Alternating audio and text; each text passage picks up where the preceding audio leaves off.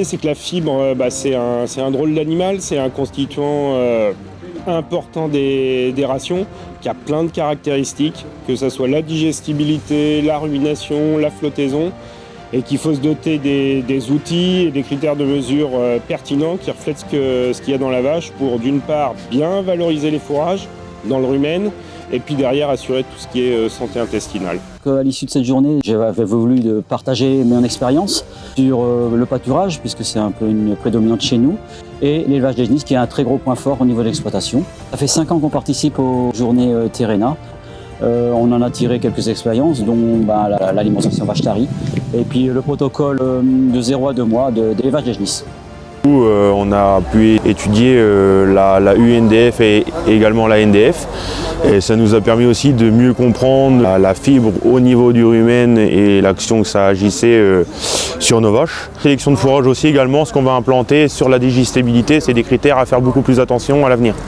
C'est la 2e journée technique à laquelle nous participons. Au bout d'1 an de travail avec Terrena, donc les modifications suivant la méthode appliquée ont porté leurs fruits. Tous les systèmes sont différents. L'idée est de jongler avec nos fourrages et de s'adapter donc à notre système en fonction des problématiques géopolitiques certainement, pour pouvoir apporter des réponses et avoir une meilleure marge sur l'exploitation tout simplement. C'est la 3e année consécutive et j'y participe parce que le contenu est vachement intéressant. Le sujet fibre m'intéressait parce que nous, la fibre, on la distribue déjà mais pas en mélange avec le fermenté. Donc l'idée c'était de savoir comment on pouvait aller plus loin dans la construction de notre ration et de mieux intégrer la fibre. L'idée ce sera d'essayer de travailler probablement à court terme avec un bol mélangeur et puis d'essayer de voir l'apport que ça peut amener, que ça peut avoir d'intégrer la fibre à la bonne taille dans notre ration fermentée, dans l'intérêt des vaches, quoi.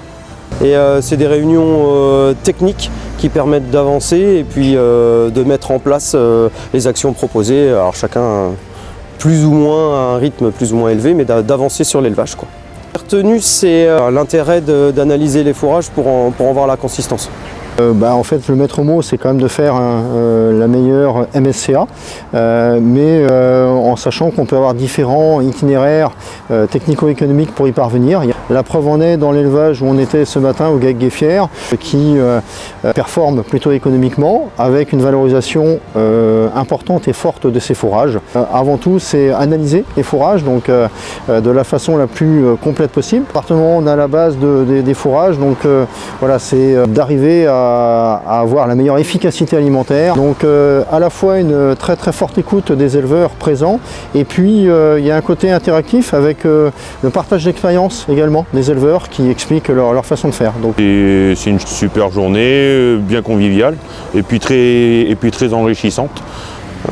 Les ateliers le matin aussi, le fait d'être divisé en petits groupes, ça permet à tout le monde déjà de bien entendre et puis de poser des questions, d'intervenir. C'est intéressant, c'est interactif.